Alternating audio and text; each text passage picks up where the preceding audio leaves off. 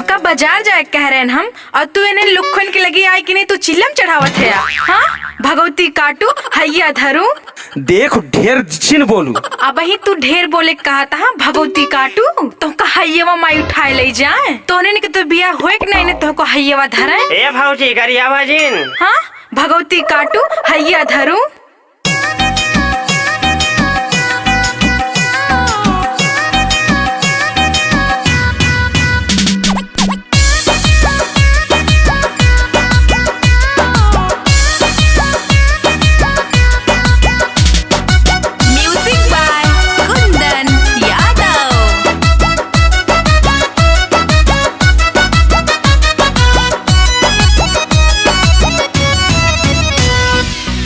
जब से ले आइला करा के गवनवा मन जोगे हमरे ना लैला समनवा कहिया जाब्या बजरिया भगवती धरू कहिया जाब्या बजरिया भगवती धरू कहिया जाब्या बजरिया भगवती धरू कहिया मनसा पुरैब्या भगवती धरू कहिया मनसा पुरैब्या भगवती धरू कहिया जाब्या बजरिया भगवती धरू।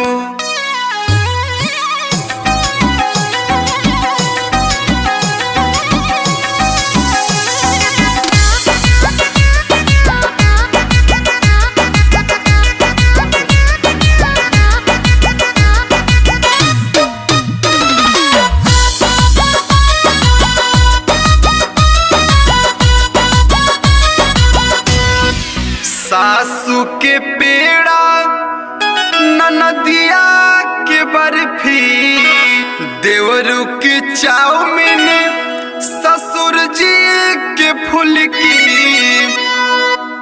हमके लाया जिलबिया भगवती धरू हमके लाया जिलबिया भगवती धरू हमके लाया जिलबिया भगवती धरू कहिया मनसा पुरैब्या भगवती धरू कहिया जाब्या बजरिया भगवती धरू कहिया मनसा पुरैब्या भगवती धरू।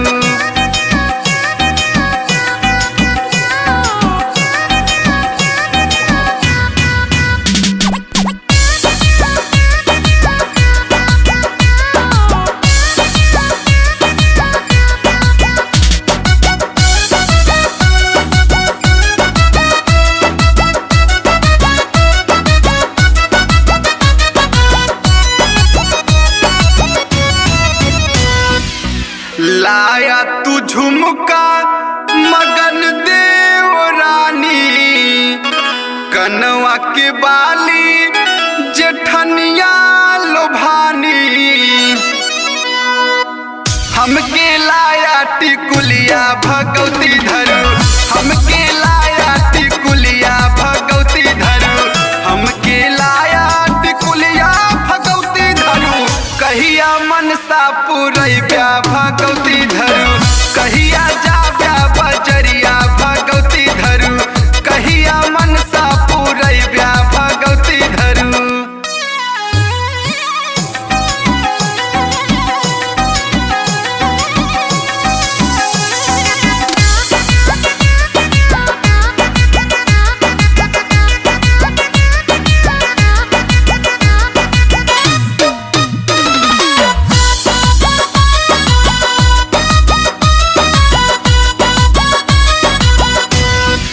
भैला बेकार मोनू कई के बियाहवा सैया रमेश संगे होई ना निबहवा